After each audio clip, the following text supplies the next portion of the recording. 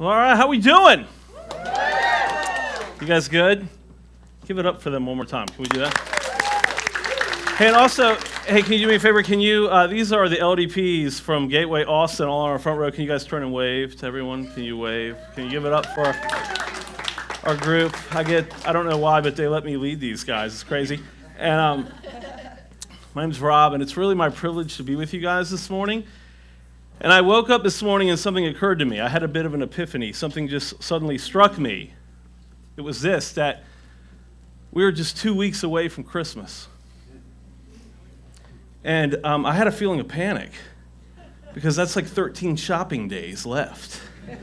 And so I'm so grateful for Brian for delivering the top 10 list because I've already purchased 2 of those items for my daughter, and that would have been very embarrassing. And now I only have 13 days to take them back and get that all straight. So, yeah, good. Thank you, Brian, for that very much. Appreciate that. But have you guys ever noticed, are you like me, I like to watch people sometimes, and I've noticed that around Christmas time, people can get a little nuts. Have you ever noticed that? Like we can get, like as a culture, we can kind of get caught up in the whole holiday thing. Have you noticed that too? We just kind of get a little crazy. We get a little riled up about something that this amazing thing that we would be celebrating. Does that mean trouble? Are we in trouble? I was gonna say, do we need to? I didn't know if that was meant evacuation. I was a little bit like, that's. Yeah, good. Talk about things you don't expect to happen. So people just get caught up in this frenzy, this time of year where we celebrate things like peace and love and joy. And a lot of times, if we're not careful, the thing we experience least this time of year is peace, love, and joy, right? We just get so caught up. We got to get the perfect gift. We got to do the perfect thing. We expect the perfect gift. We expect the perfect thing. We get caught up in that whole kind of tug of war that happens in our culture. And I know I'm not the only one because I've witnessed things that tell me that something's off here. Something's askew.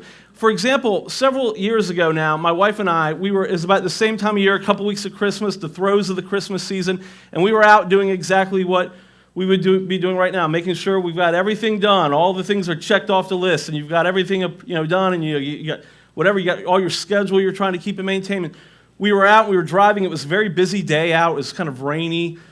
It's not a nice day in the city we lived in, and we were stuck. We were at this intersection. We were the first car at the stoplight, and suddenly the cross street had the green. We were stopped first car, and suddenly we hear the wailing sounds of a siren. And you do that thing, you ever do that where you're like, oh, where's that coming from? Which direction? Where are they at? Should we move? Do we get out of the way? What do we do? That's me doing that. And then suddenly we realize the ambulance is on the other side of the intersection. It's coming towards us. So we're like, okay, we just sit still and wait. And the ambulance approaches the intersection, and then the driver of the ambulance does something like really wild, just so cautious to enter the intersection. Lights are on, siren is blaring, and the driver with great caution just sat at the intersection for the longest time, just kind of creeping out. So much so that I literally had the thought, wow, I hope the person that they're carrying or that they're going to is not in critical condition. Because that ambulance driver is taking their sweet time to just get through this intersection. Everyone's now stopped and waiting, but the ambulance is just creeping. And then suddenly, as the ambulance gets ready to go, I notice on the cross street, there's a car honking like crazy at all the drivers who are stopped at their green light, waiting for the ambulance. And then the driver of this vehicle shoots out into the shoulder lane where you're not supposed to be driving and guns it. Just floors the gas and shoots into the intersection. And I'm doing this, I'm like, oh my gosh. And so the ambulance now takes off in the intersection as this driver of the vehicle guns it and literally T-bones the ambulance right in the middle of the intersection. And it was kind of one of those moments where, oh my gosh, did we just see what we just saw? And when the at-fault driver of that car was asked why they did that, the response was this: you don't understand, I have so much to do to get ready for Christmas. I thought I could make it out in front. I thought I could get around. I didn't have time to wait. And now what will happen for you and I right now is we'll think, oh, what a terrible person. What a horrible person that is. What kind of person tries to gun it when there's an ambulance in an intersection? But I wonder if we would just stop before we get too judgmental of that person and say, what do we do this time of year? What do we get caught up in? Or we're just trying to gun it, or like, I can get this, I can do this. And we get so caught up, we get so stirred up that we forget that this is the season of peace, love, and joy. Not expectations and burdens and things that it was never kind of intended to be. What we literally would be celebrating this time of year is that in about 2,000 years ago in a little town called Bethlehem, God literally invaded, an unprecedented invasion of his own creation, came to the planet.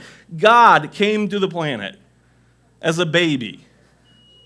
And that's really unbelievable if you think about it. Like when I actually stop and think about that, and I think we just get so used to it, we're like, of course, that's Christmas. Rob, we get it. We know. But I think we're too used to it. Because I want you to really stop and think about that for a second. The creator of everything,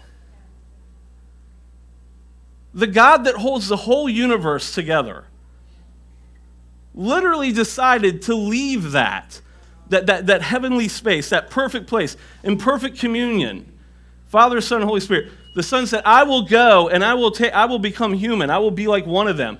That's unbelievable.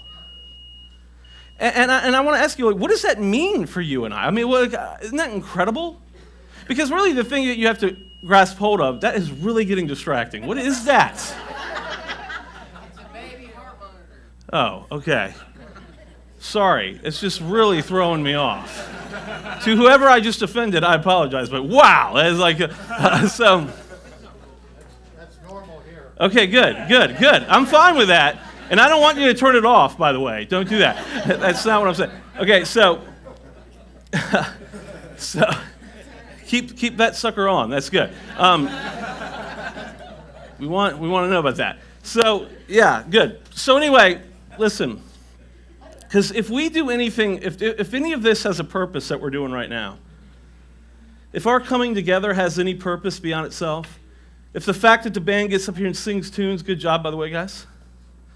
If that has any purpose beyond itself, if the very fact that I'm standing in front of you right now talking has any purpose beyond itself, if the fact that we come together and eat breakfast has any purpose beyond itself, it's simply this, that God came to the planet, and that changes everything. It simply means this. It means that love is no longer a theory or a fantasy. Love is no longer a principle or a rule and regulation. It means this. It means love is a person. Love has a face. Love has a name. And that name is Jesus. And that changes everything. That literally changes everything for us, that God came to the planet. And I want to talk about that for a few minutes. In fact, I want to read from the Bible. There's a book in the Bible called John. It was written by a guy named John. That keeps it nice and simple, by the way. Just like the book of John, written by John. This is nice. And John was one of the first followers of Jesus. He was one of the first people that came along Jesus' side. In fact, Jesus had 12 people that he picked to kind of come along and watch everything he did. Just watch and learn. Let's practical application. I'll teach you. You learn. And then he had 3 of those 12 that were kind of his inner 3. They were in the inner circle, and John is one of those 3. He's probably one of Jesus' closest friends while he's here on earth. And a lot of people at Christmas don't read from the book of John. They would read from Matthew or Luke because there would be other accounts about Jesus. And they tend to tell the birth narrative. They tell about Jesus being born in Bethlehem in a manger, no room at the inn, that whole story. Mary on a donkey, Joseph, the whole thing. But I actually want to read from the book of John because I want us to stop for a second in the middle of the Christmas frenzy and just be awed. Maybe again, or maybe for the first time, of what God did and what God accomplished in coming to the planet. So it reads like this in the book of John, in the very first words of the opening chapters. It says, in the beginning, the Word already existed. Now I'm going to stop right there. The Word, literally word, is a nickname for Jesus. It means this. It means that Jesus was literally the very Word of God. Every word he spoke was literally God speaking. He was the very essence of everything that God has ever said ever will say, everything. He is the very essence. And so he picked up this nickname Word, which, by the way, you could do worse. Like, seriously. Like, you could do worse. Like, if someone strolled in right now and we're like, yo, Word just walked in, right? That's not bad, right? You could do way worse than that as a nickname. You'd be like, yo, yeah, Word. No, Word walked in. That's Word right there. Like, that's not bad. So, in the beginning, the Word already existed. He was with God, and he was God. He was in the beginning with God. He created everything there is. Nothing exists that he didn't make. Life itself was in him, and this life gives light to everyone. The light shines through the darkness, and the darkness can never extinguish it. This is God, God's Son Jesus, who's always existed. Everything's been created by him, for his pleasure. He lives in heaven. He can do anything he wants. And then he does this stunning thing. I'll jump to verse 14, same chapter. It says this, very simply. So the Word became human. I'm going to read that. Hold on. That's crazy. So the Word became human and lived here on earth among us. He was full of unfailing love and faithfulness, and we have seen his glory, the glory of the only Son of the Father. The Word became human. Like, this is unbelievable. You have the most preeminent power in all of existence. The power that can do anything, the power that made all this, the power that created each and every one of us, the power that created our ability to experience anything we experience. And that power said, I will become just like one of them. I will give up my seat that I have in the heavenly realms where I can do anything I want and I can control it, I can do anything, and I will just become human. I will take on a bag of flesh. Like, can you imagine? God, the most awesome power in all the universe, suddenly can't run as fast as he wants to. Right? Restricted the way we are. Can't just just suddenly has this. Skin and bone, can suddenly feel pain, can suddenly feel things in ways that are inconceivable. Because this is not the way power works. You know that, right? Like, typically, would you agree with me that power is usually a corrupter? Have you ever noticed that? When politicians run for office and they make all the promises and they get a little power, what happens? Corruption. People make their way up the food chain in the organization. They get more and more power. They get more and more corrupt. Power corrupts most people. But this power, this is incredible power, who's the most preeminent, the greatest power ever, says, no, and I will come down to serve. Because this power is not threatened. This power doesn't need our permission. He doesn't need he doesn't need us to we'll let you do this. He can do anything he wants, but instead he's, in this way he's not threatening. He says, I will come down and serve. I will become human. And it's mind-blowing. And it begs the question, I don't know if it just begs the question to me, why would he do this? Why would the greatest power ever decide to just limit himself? There's a guy named Paul in the Bible. He's one of the first Christians, and he wrote a lot of the New Testament. There's 2 testaments in the Bible, an old one and a new one, kind of an old covenant, a new covenant. Paul wrote most of the New Testament, and he says these words about Jesus, that he emptied himself. He made himself nothing for us. It's incredible. And it begs the question, why would he do this? And in a time of year where we get so busy and we just are so used to the idea, oh yeah, of course, yeah, God came as a little manger and Santa Claus, woohoo, yes, the whole thing was Christmas, it's great. It's like, I think we forget sometimes, man, God came to the planet. And I was just talking to somebody this past week, somebody I work with, and they were saying, oh, I'm so busy right now. I got all these parties to go to. I got all these events I got to do, and I still got more shopping to do. And I swear, lately, Rob, I don't know if I'm coming or going. Have you ever heard anybody say that? I don't know if I'm coming or going. I'm just so confused. Everything's so out of whack. Everything's so out of sync. I mean, am I coming into a new place or am I going to another place? I just don't understand. I'm confused. And this morning, I want to talk about those two aspects of Jesus, the coming and the going of Jesus. Because if you're brave enough to ask the question, and maybe you're here and you're like, I've never even thought about this stuff you're talking about. Maybe some of you right now, you're like, I love what you're saying. This is great. I've totally thought of it. Maybe some of you are like, I don't really know anything about Jesus. I've never even thought about God coming to the planet. This is rocking me. I don't know. But it begs the question, why would God do it? Why would God come? And maybe this is the first time you're ever even considering it. Or maybe you've never really truly considered, why would God do this? And I want to tell you this morning that the purpose for his coming is actually found in his going. Like, don't miss that. The reason he came is told to us when he leaves. The purpose for his coming is we find out in his going. And so we want to jump ahead a little bit in the story. And I'm going to take you in the same book. We're just going to jump to chapter 14. I probably should have marked this. This is not awkward. I'm almost there. No, all right, so here it is. John 14, same book. Jesus says this. Now we fast forwarded. Now Jesus is an adult. And John, because he's one of Jesus' most intimate followers, he dedicates the most information to the last 24 hours of Jesus' life.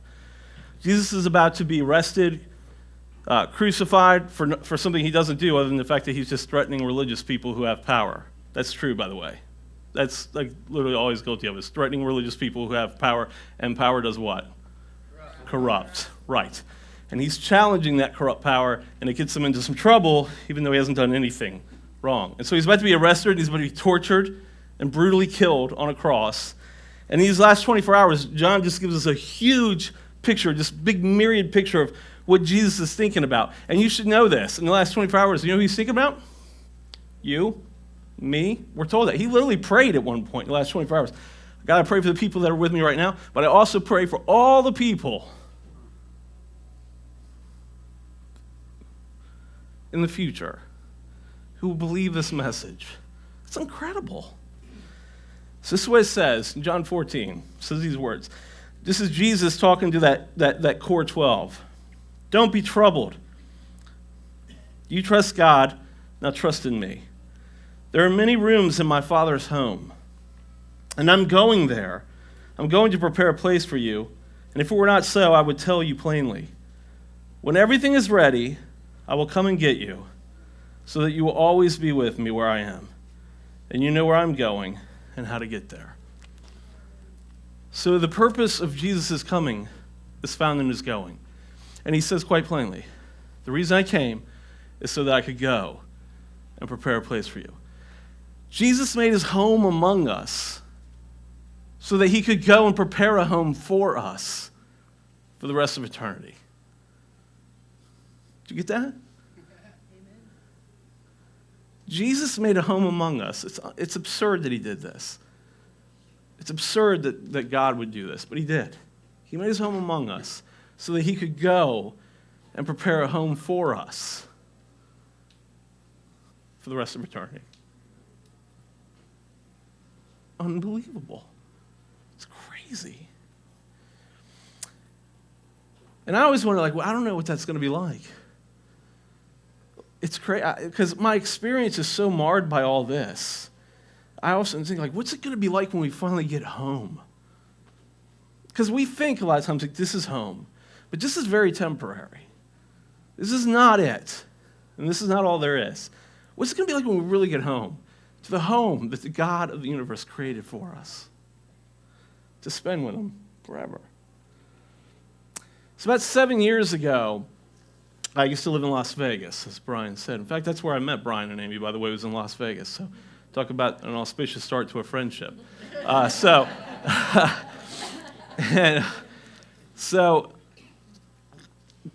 I lived in Las Vegas, and I was a part of helping to plant a church called Verve. And it was a great church, very close to the Strip. And 2009, we spent most of the year just kind of getting to know Vegas, just kind of going around talking to people, interviewing people, and getting to know people in the community. And a lot of great things happened that year in my life, some great things. But none was any greater than one particular event that happened in October of 2009.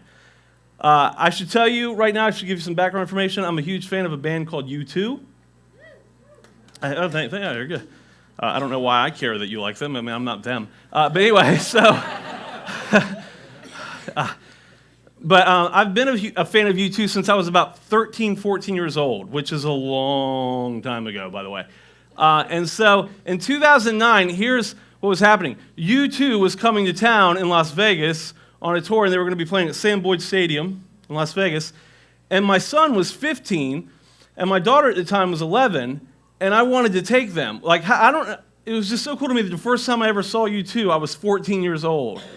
And then now I was getting to take my 15-year-old son and my 11-year-old daughter. Like, that to me was like the coolest thing. Like, if somebody would have told me when I was 14, hey, one day you'll bring your 15-year-old son and your 11-year-old daughter, I'd been like, shut up.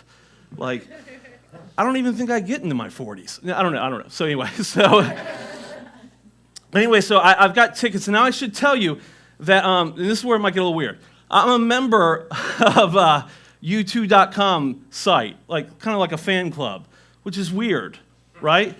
Like that's it's weird that I'm a grown man and I'm a member of a fan club. That's just weird. But there's a reason, you should know there's a reason why I'm a member of the fan club. It's so I can get pre-sale tickets. That is totally the reason.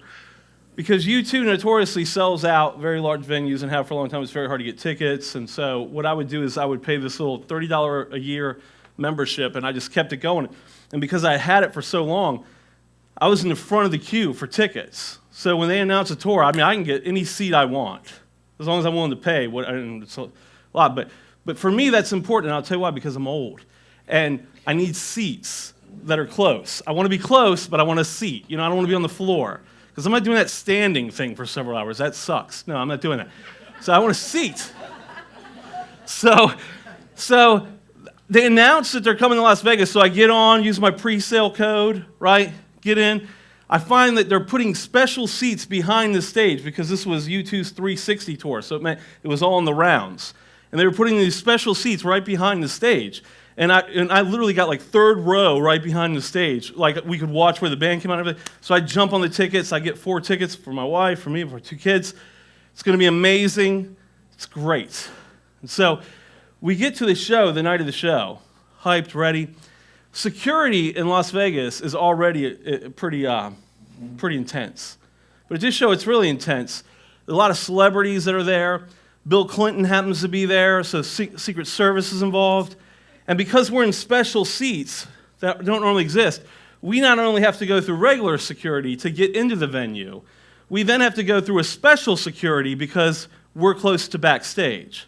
So we have to queue up again and go through a special security check and all that. And so we get in, we get to our seats, we sit in our seats, and we're like, oh, look how close it is. I mean, the stage is like right there. We feel like we're right behind the drum kit. It's amazing. It's going to be this great experience. And we're sitting there, and we're psyched, and my kids say to me, hey, Dad, can we go check out the T-shirts and stuff? And I say, oh, you mean like the merch table? Because I'm hip. I'm like, you mean merch? You want to do merch? Yeah. And they're like, yeah, we want to go see the merch. And I say, hey, yeah, we can go, but listen, just so you know, I'm not buying you a $50 T-shirt. Okay, just get that. That's not going to happen. We'll get something online, but we can go look, whatever. So we get up, and I say to my wife, hey, you want to go with us? We're going to go look at the merchandise. And my wife says, no, I'm just going to stay in the seat. I'm just going to stay here. So, okay, suit yourself. So I get up with Logan and Lainey, and we start walking over. And then it turns out we have to go back through security to get back to the main concourse, just to go look at merchandise. So we're standing in line, and I'd be lying to you if I said I'm a really patient person. I'm just not. So we're standing in this queue, and man, you guys, does it mean that much to you to go look at T-shirts and programs? Because I don't really care. And the kids were like, well, yeah, we want to. And I was like, okay, because I love you. Hey, and suddenly I'm about to give up. I'm serious. I'm totally about to give up. And then I see this man, and I recognize the man. And this is the part where it gets a little embarrassing. The reason I recognize this man is because also as a part of my u2.com membership, occasionally they'll send like emails with videos. And they'll send these videos of U2's roadies. They're tech, they're technicians, they're drum tech, they're guitar tech, everything. And they'll show you things like, oh, here's how the Edge sets up his effects chain, And I'm a musician, so I'm actually interested in that sort of thing. So occasionally I'll watch these videos. I know it's nerdy, but I do it. And so I actually know the names and the faces of the head roadies for each of them. Look, it's just all out there now. There it is. Boom. So I'm standing in this line waiting to go back through security to go to the main concourse to look at merchandise of my kids, and I see a man, and I recognize him, and this man's name is Sam O'Sullivan. And Sam O'Sullivan is the head drum tech, the head roadie for Larry Mullen Jr., who's the drummer for U2. And I don't know why I do this, but I just blurt out, Sam O'Sullivan. And he looked at me with that confused look that you give somebody that just called you out by name and they're like, who? But who are you? You're like, I'm sorry, I don't know you. So he gave me that confused look and he said, well hey there, man. He's Irish. He's like, well, hey there. And I said, oh, hey, man. I'm sorry, you don't know me. I'm nobody to you. So I told him exactly what I told you. I was like, hey, I just recognize you because I'm a member of the U2.com deal and they'll send videos sometimes. I've seen you on video, and for some reason I recognize you and I just blurted out your name. That's what just happened. That's the truth. That's what happened. So then this is what he says. He says, well, are these your kids? I said, well, are these your kids? And I said, yeah. Logan, this is my son Logan. Logan's Sam O'Sullivan. Laney, my daughter Laney, Sam O'Sullivan. How you doing? Sam O'Sullivan. All right, there you go. And then he says this. He asked me this question. I kid you not, I swear to you, this is the exact question he asked me. Well, have you been up on stage yet? He said, have you been up on stage yet? And I looked at him, and as Laney is my witness, I said, not yet. No, not yet. We just haven't gotten around to it yet. We were planning on it, of course, but no, not yet, no. And then he asked me this question. He said, well, would you like to go? And I said, yes, we would. Wouldn't we? We would love to go, wouldn't we? And we'd like to go. And my kids were like, yeah, we'd like to go. And so he has these guys come, he's like, hey, move these barricades.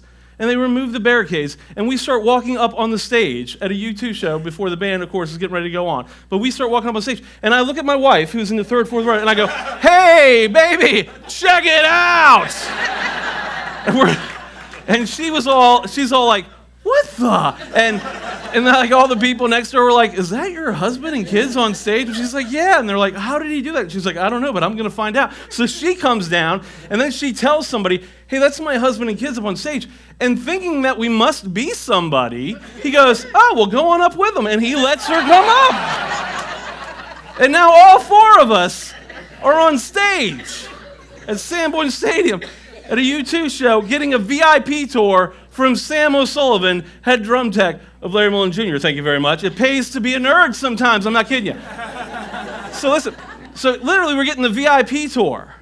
Like we're getting shown all around the stage. This is what we do with the gear. This is how we bring it in. This is what we. And I'm like, oh yeah. And he's like, this is Edge's gear. I'm like, yes, it is. Right there it is. And we're getting photos and the whole thing. And then other people are getting the VIP tour too. But you've heard of them probably, right? So like some point I'm like, hey kids, that's Brandon Flowers. Yeah, lead singer of the Killers, right there. Right there. There he is. And they're from Vegas and they're up there getting a VIP tour. And other people are getting a VIP tour, and we're like naming all these people like, yeah, they're so, oh yeah. And then suddenly out from underneath the stage, a guy comes up who's also getting a VIP tour, and his name is Penn Jillette. You guys know who Penn is? Penn and Teller? A little sardonic magician act, very dark comedy. And he comes up from the underbelly of the stage getting a VIP tour. And the guy giving him his tour says to Sam O'Sullivan, Sam, I want you to meet Penn Jillette. Sam O'Sullivan says, oh, Penn Jillette, I'm a big fan. Hey, I want you to meet Rob. just like that, I'm not kidding you. Boom, this is Rob. And Penn Jillette says, hey man, Penn Jillette. I said, Rob Overholt. Boom, nice to meet you. It's my wife, Shala. It's Logan, Laney. Boom, we're just up there. We're hobnobbing with the celebrity folk on stage at the U2 show. Now, what's really ironic about the fact that Penn Jillette's standing in front of me is, and this, I'm not making this up, just 3 weeks earlier, I met his wife, Kathy, in a comedy club because the church we were planning, we were thinking about using the comedy club for services. And Penn and his wife are longtime atheists. But they're very, very, very intellectual atheists, and they believe, which I really respect, that if you believe that God exists and that God did this audacious thing like come to the planet, then you should tell people that. That's not something you should keep to yourself. And even though they don't agree yet, right, they want to engage in interesting dialogue. So 3 weeks earlier, I literally had a conversation with a guy named Vince and I. We were both pastors at Verve. We literally had a conversation with Penn Jillette's wife about spiritual things. Well, here's why we believe this, and here's why we think it's critically important. And she said, well, here's why I don't believe that, and here's why I think that's important. And we just had a great discussion with her. It was actually amazing. And so I'm now standing on stage with Penn Jillette, and I get to do this. Hey, Penn, great to meet you. Yeah, I was just talking with Kathy about 3 weeks ago over at That's not bad. That is not bad, right? That's pretty cool. So I'm having this conversation with Penn Jillette on stage at a U2 show. At some point, I just look over at my wife and I say this. What is happening? It's like they don't even know we don't belong here. It's like it hasn't occurred to them, hey, what are these nobodies doing on stage at a U2 show with all these people that everybody's heard? What is happening? It was an incredible experience. We have photos, I have evidence. I promise you this all happened. Now, why am I telling you all this? Because sometimes it pays to know somebody. And even in the smallest way, just to recognize somebody. Just to say, Sam O'Sullivan. Just to say something, Sam O'Sullivan, I recognize you. Got me and my family on stage at a U2 show. How much greater, I'm going to ask you, is it to know Jesus? And to recognize who Jesus is and what he accomplished. And I don't mean that in any kind of cheesy segue way. I really want you to think about this for a second. I have no idea what heaven's going to be like. I confess it. I read John Burke's book, Imagine Heaven. It was awesome. I have a better picture. But I have this image in my head now that when I do get to heaven, and I don't know if it'll go down this way, but if it's personalized at all, here's how I think it goes down for me when I get to heaven. Kid you not. I think I'm going to be in this queue. I think I'm going to be in a long line. And there might be some people I know there. And at some point I'm going to see like this angelic being. I'm going to see like a heavenly host. There's going to be an angel there, and I'm going to blurt out something the way I do, like, angel, you're an angel, right? And the angel's going to say, hey, how are you? And then the angel's going to say something like this, just something ridiculous to me. He's going to say, hey, so have you been up on the throne yet? And I'm going to say, not yet. I've been planning on it, but I was getting around to it. Not yet, yeah. And then the angel's going to say, well, do you want to go? And I'm going to be like, yeah, I do. Of course, we want to go, don't we? And everybody in line's going to be like, yeah, we want to go. And then we are going to get ushered up onto the throne of mercy and grace. It's like unbelievable. And God the Father is going to be like right in the middle. And seated to his right, just like it says in the Bible, is going to be Jesus Christ. And the Spirit is going to be hovering all over the scene. And at some point, I just believe it'll overwhelm me to the point where I'll just look at somebody and say, what is happening? It's like they don't know. We don't belong here. We're nobodies. What are we doing here? We're just nobodies. And the thing that's so amazing about what Jesus did is he said, you are not nobody. You are somebody for whom he came for. Lived a life in human flesh. ransomed himself to death and resurrection so that he could go and prepare a place for you, so that you could stand there too and say, what is happening? What am I doing on the throne of God? I don't belong here. Incredible. So I'm going to invite the band to come back. And I want to ask you if you'd be willing to just do some self-assessment right now and ask yourself this Christmas season, if you've really stopped and contemplated what it means that God came to the planet and what is now potentially possible for you and for me. And if you've never even thought about it like this, if you've never made that decision, I hope in these moments right now as the band plays a couple tunes, we're going to stand, we're going to sing together, but I hope you'll seriously consider, I want to know Jesus. I want to at least know Jesus well enough that I could call him out by name. And as a result, I'd get the benefit of everything he came for. I at least want to start there, and then I want to know him more and more and more. So I want to pray for us. And God, we are so thankful that you came to the planet. It is unbelievable to me still. I don't know why you did. I honestly confess, I still don't know why you did. Because I'm not sure we were worth it. But I'm so glad you did. And I'm so glad to know Jesus. And I'm so glad that there's a home that's been prepared for me with you, where I know I belong.